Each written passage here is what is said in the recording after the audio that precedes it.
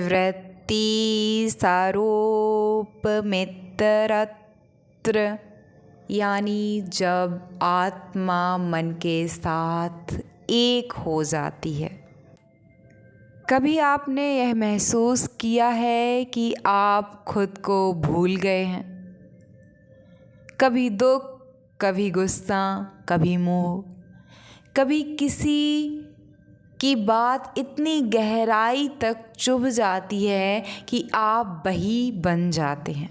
वो भावना, वो दर्द, वो विचार।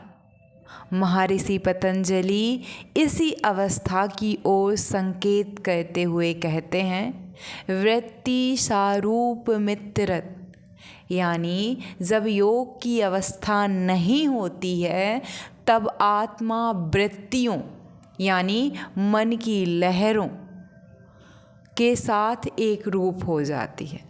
आत्मा और वृत्ति का रहस्य समझना यहाँ बहुत ज़रूरी है।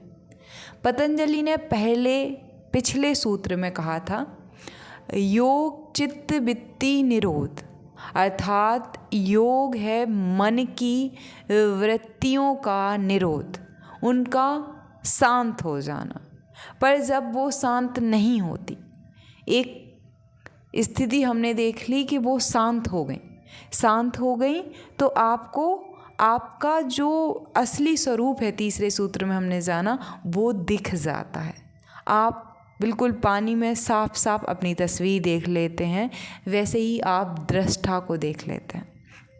लेकिन क्या हो अगर वो ना दिखाई दे, और नहीं ही दिखाई देती हैं सबको। जब वो शांत नहीं होती हैं लहरें, वृत्तियाँ, तो क्या होता है? यही इस सूत्र का उत्तर है। जब मन की वृत्तियाँ सक्रिय होती हैं तब आत्मा, जो शुद्ध, निराकार और साक्षी है, वो खुद को उन्हीं वृत्तियों में खो देती है। यह वैसा ही है जैसे एक अभिनेता अपने किरदार में इतना खो जाए कि वो भूल जाए कि वो अभिनेता है, वो किरदार नहीं है, वो एक अलग व्यक्ति है।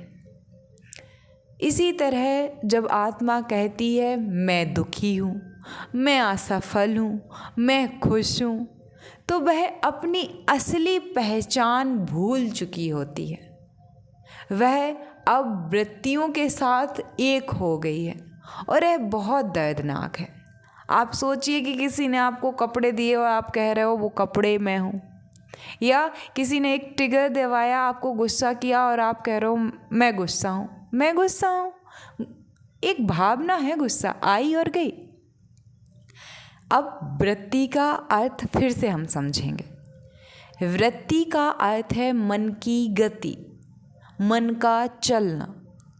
जब मन स्थिर नहीं होता, वह किसी न किसी दिशा में दौड़ता रहता है, कभी विचारों की ओर, कभी कल्पनाओं की ओर, कभी इच्छाओं की ओर। ये वृत्तियाँ ही हैं जो आत्मा पर पर्दे डाल देती हैं। जैसे शांत जल में चांद का प्रतिबिंब दिखता है, वैसे ही शांत मन में आत्मा का प्रकाश दिखता है।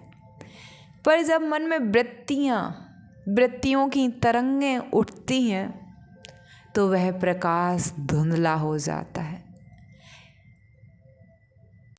यह सूत्र हमारे जीवन में कैसे घटता है? सुबह उठते ही तुम्हारा मन विचारों की लहरों से भर जाता है। आज क्या करना है, किसने क्या कहा, मुझे ये नहीं मिला, वो क्यों हुआ, और जाने कितने सवाल। हर विचार के साथ तुम्हारी पहचान बदलती रहती है। जब कोई तुम्हारी प्रशंसा करता है, तुम सोचते हो मैं तो बहुत अच्छा हूँ। जब कोई आलोचना करता है, तुम गिर जाते हो, मैं बेकार हूँ। पर सोचो, क्या आत्मा इतनी अस्थिर हो सकती है? नहीं, आत्मा इतनी अस्थिर नहीं हो सकती।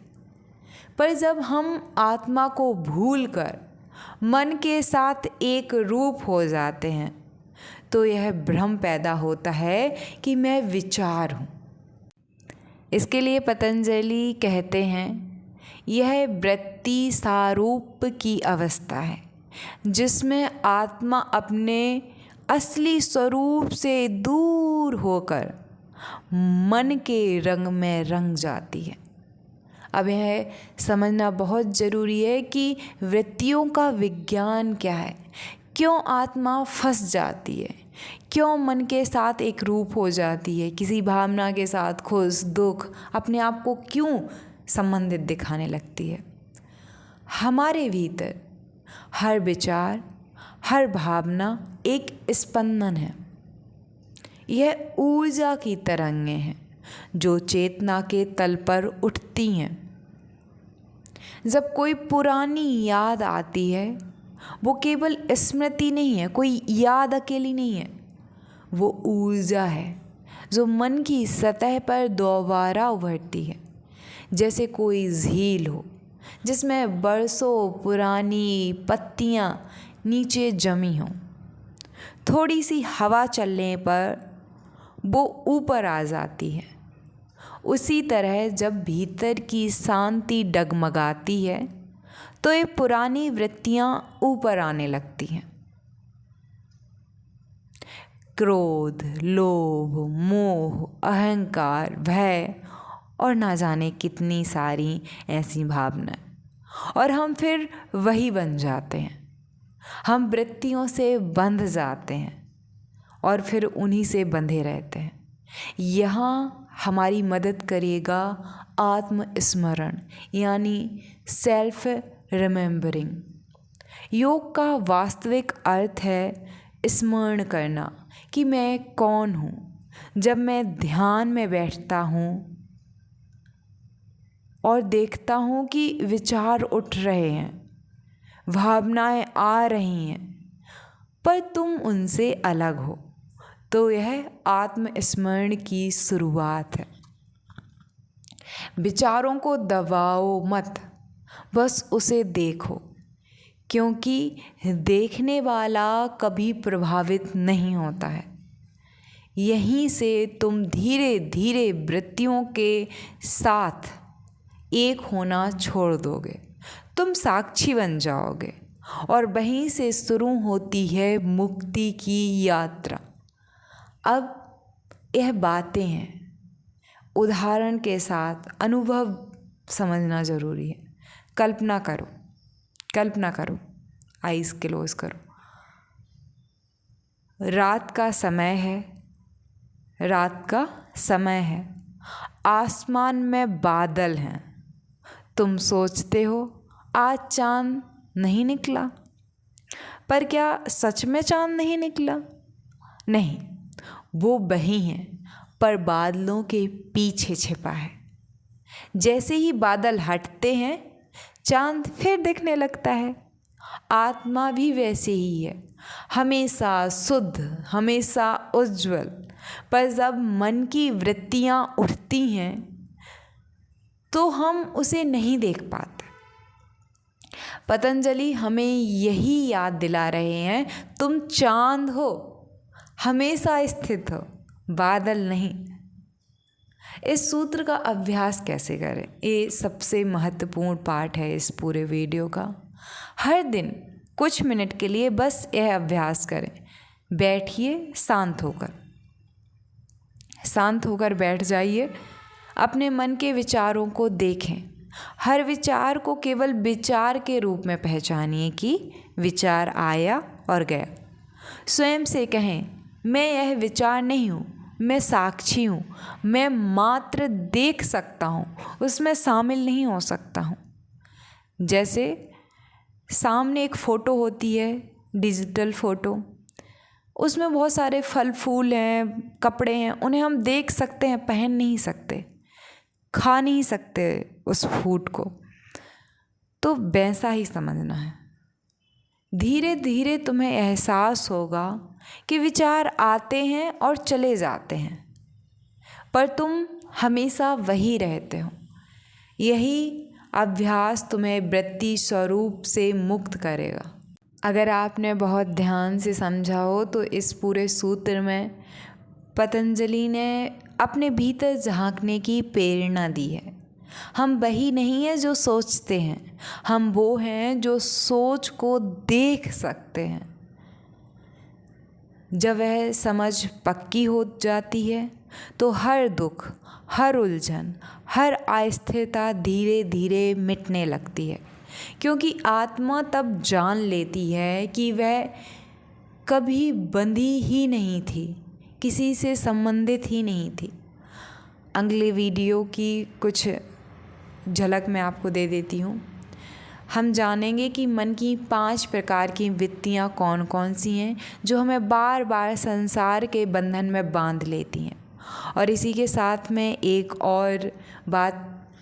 और ऐसी गलती जो लोग करते हैं अक्सर, वो सोचते हैं मैं साक्षी हूँ।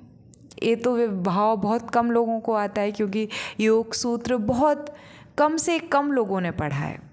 जहाँ कहानियाँ होती हैं उसको बहुत लोग पढ़ते हैं, जैसे भागवत गीता हो गई, और जहाँ पे भी कहानियाँ हैं, रामायण। लेकिन जो सूत्र हैं, बिल्कुल सिद्धांतिक बातें हैं, वैज्ञानिक बातें हैं, उनके बारे में बहुत कम लोग पढ़ना चाहते हैं, क्योंकि रिलेट करना मुश्किल होता है।